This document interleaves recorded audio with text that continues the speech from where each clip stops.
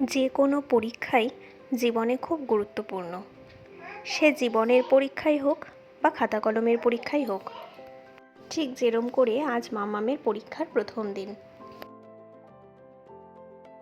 তাই ছাদে আজ বেশি সময় নষ্ট না করে মামামকে নিয়ে বসেছিলাম একটুখানি পড়াতে।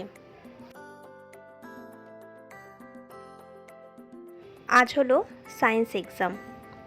ওই স্কুলে যাওয়ার আগে আরেকবার করে একটু ঝালিয়ে নেওয়া।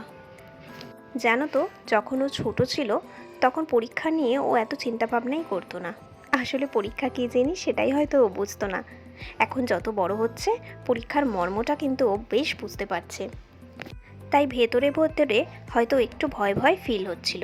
তাই টোটোতে বসে ওকে আমি হাসানোর চেষ্টা করছিলাম। প্রতিদিনই তো ও বাসে করে স্কুলে যায়, কিন্তু পরীক্ষার দিনগুলো চেষ্টা করি আমি ওর সঙ্গে যাওয়ার। ছোট থেকেই এই পরীক্ষার দিনগুলোতে একটু সাহস জোগানোর জন্য আমি ওকে স্কুলে পৌঁছে দিয়ে আসি।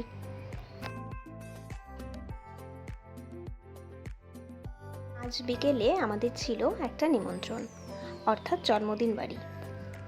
জন্মদিনটা ছিল আমার এক ভাসুরের ছেলের। প্রথম থেকে কোনো কিছুই গুছিয়ে রাখিনি, তারপর হাতের কাছে যেটা পেলাম সেটাকেই পরে নিলাম। এই শাড়িটা আমার ভীষণ পছন্দের, আর সব থেকে বেশি পছন্দের এই শাড়িটা আমার ভাই আমাকে ভাইফোঁটা 1 বছর গিফট করেছিল। এই দেখো, দুই রানিও রেডি হয়ে গেছে। চলো এবার নিমন্ত্রণ বাড়ি যাওয়া যাক। এই তো আমরা চলে এসেছিলাম জন্মদিন বাড়িতে। আমাদের যেতে যেতে প্রায় 9টাই বেজে গিয়েছিল, কিন্তু এসে দেখে এখনও কেক কাটা হয়নি। যাক, ভালোই হয়েছে, আমরা গিয়ে কেক কাটাটা দেখতে পেরেছি। এই যে এখানে বার্থডে বয় এখন পোজ দিয়ে দিয়ে ছবি তুলছিল, সাথে মামামরাও যুক্ত হয়েছিল ছবি তোলার জন্য।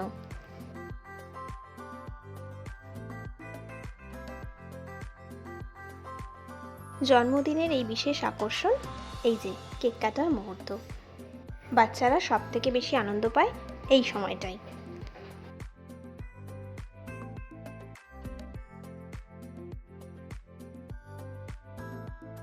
এবার যে ছবিটা দেখতে পাচ্ছ, এই একই ফ্রেমে বাড়ির সব থেকে বয়োজ্যেষ্ঠা আর কনিষ্ঠ একসঙ্গে। আমাদের ফটো তোলা তো মোটামুটি শেষ, আর খাওয়া দাওয়ার পর্ব প্রায় শেষ, কিন্তু খেতে বসে দেখি বাইরে ঝমঝমিয়ে নেমেছে বৃষ্টি। এবার বাড়ি যাব কি করে?